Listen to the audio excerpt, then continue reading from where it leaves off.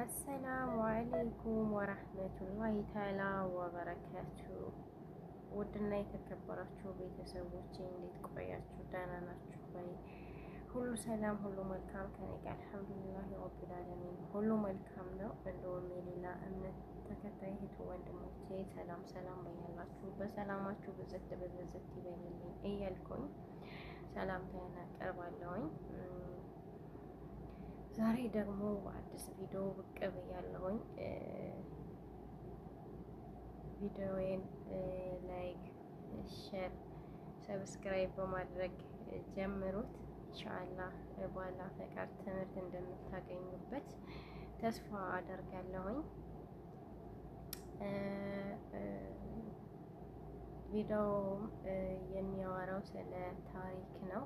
ታሪኩ በእውነተኛ ላይ የተመሰረተ ነው። እስከ መጨረሻው ድረስ እንድትከታተሉት ጋብዛችኋለሁኝ።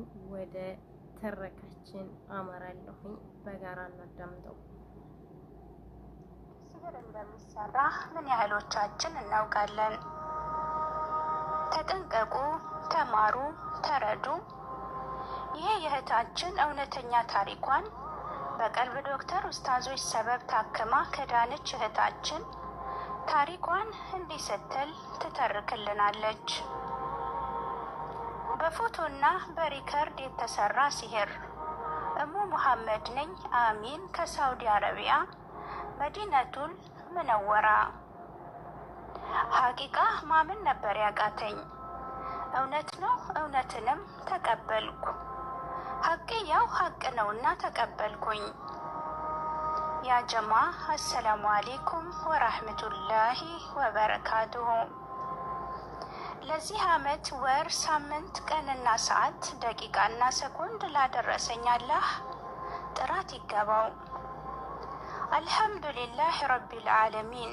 በመቀጠል ዛሬ ላይ በአላህ እገዛ አሁን ላለሁበት ሰላም መረጋጋት እንደበቃ ሰበብ ለሆኑኝ የቀልብ ዶክተር ኡስታዞችና ዶክተር አቡ ፈርሃን ጀዛኩሙላህ ለማለት እወዳለሁ።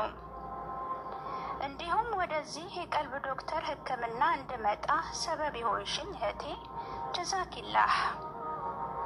ሀቂቃ ኡስታዞቹ የሚሰጡት ሞራል በጣም ደስ ይላል። አብሽሪልን ጀግኒት ሲሉ ቢደክምም ያበረታሉ፣ ተስፋ ቢቆርጥም ተስፋ ይሰጣሉ። በጣም ጥያቄ ማበዛባቸው ነበር። ጥያቄን ሳይሰለቹ ነበር የሚመልሱልኝ። ማሻአላህ። በመጀመሪያ ወደዚህ የቀልብ ዶክተር ሕክምና ልመጣ ስል ከገጠሙኝ ነገሮች ልጀምር። ይህን የምትሰሙ ሁሉ የአላህ ሰላም እዝነትና በረከት አይላችሁ። ሕክምናዬን ልጀምር ስል በሚዲያ እንዴት ብሎ ወዘተ የሚሉ ብዙ ነበሩ። በዙሪያዬ ያሉ ሰዎች አይቻልም ያሉኝ ነበሩ ከደረሰው ወንድሜ ውጪ። እኔ ግን ሁለት ነገሮችን ወስኜ ገባው።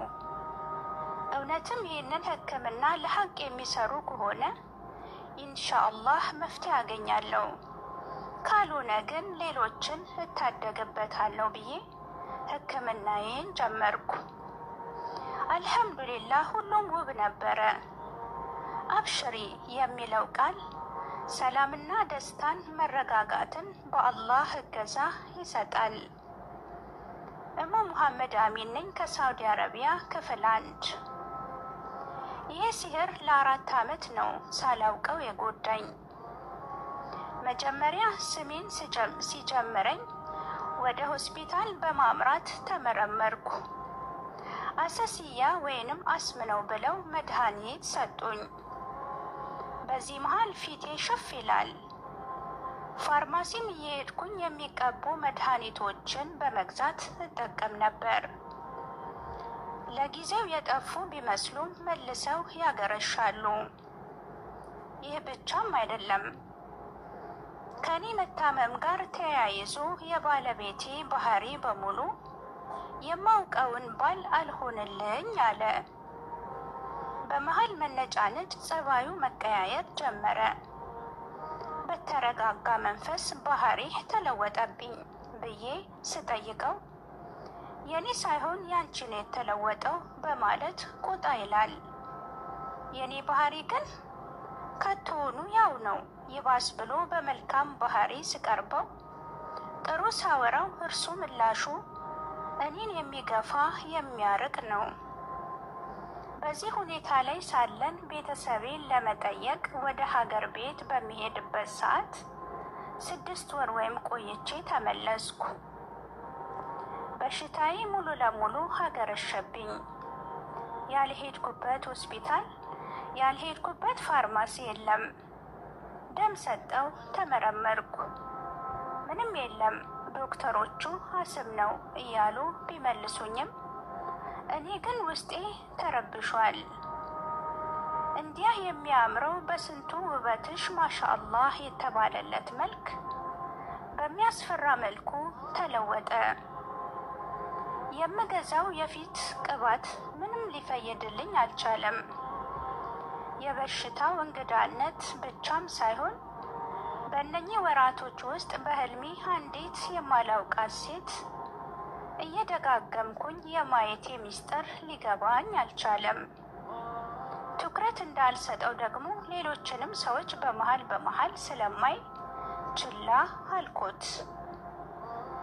የኔ ጉዳይ የጀመረው ከዚህ ቢሆንም ጥንስሱ ግን ወዲህ ነው። እዚሁ ስዑዲ ከመምጣቴ በፊት በቤተሰቤ በኩል በእኔ በኩል ብዙ ትዳሮች መተውልኝ እምቢ ብዬ መልሻለሁ። እየተማርኩኝ ሳለ ማትሪክ ፈተና ውጤት ቢኖረኝም ድህነትን ለመለወጥ ስል የሰው ሀገርን ወዲያው ተሰደድኩ። ስደት እጅግ ፈታኝና አድካሚ ናት። እዚሁ ስዑዲ በመስራት ላይ ሳለው የአሁኑ ባለቤቴ ወደ ሳውዲ በባህር አቋርጦ መጣ። በሆነ አጋጣሚ ተዋውቀን ስላለፈው የችግር ጊዜና መከራ ስለ ሕፃንነቱ ጭምር ሲያወራኝ ውስጤ በማላውቀው መልኩ ራራለት። እንደ እህትነት ነው የቀረብኩት። ይሁንና የሚነግረኝ ታሪኮቹ በጣም እንዳዝንለት አድርገውኛል። እዚህ ከመምጣቱ በፊት ሀገር ቤት ሳለ ከአንዲት እህት ጋር የፍቅር ቅርርብ እንዳለውና ይህች ሴት ግን አጎቷ የእርሱ ቅርብ ጓደኛ ስለሆነ በዛ ምክንያት እንዳይጣሉ በመፍራት ግንኙነታቸውን አቆመው። ይህ ግንኙነታቸው በዚህ መገታቱ ነው የማውቀው። ይሁንና እዚህ ሳውዲ ከመጣም በኋላ ትደውልለታለች። ይህንን ሁሉ እርሱ ይነግረኛል። እርሷን እንደማይፈልጋት አውቃለሁ። ምክንያቱም ያኔ በእህትነት ስለሆነ የተቀራረብነው ምንም የሚደብቀኝ ነገር አይኖርም። ኋላ እንደ ድንገት እንደሚወደኝና እኔን ማግባት እንደሚፈልግ አጫወተኝ። አውቃለሁ፣ ብዙዎቹም መልሻለሁ። ግን አሁን ውስጤ ይህንን ማድረግ አልቻለምና እህቴን ጠየቅ አልኩት። እርሱም እህቴን ጠየቀ። ቤተሰቤ በሙሉ ተደሰቱ። በትንሽዬ ፕሮግራም ጋብቻችንን ፈጸምን። አልሐምዱሊላህ። በዚህ መሃል ግን ለዚህ ሁሉ ህመም ምክንያት የሆነ አንዳች ነገር ተፈጠረ። ይህቺ የቀድሞ ፍቅረኛው ደወለች። ክፍል 2 ይቀጥላል።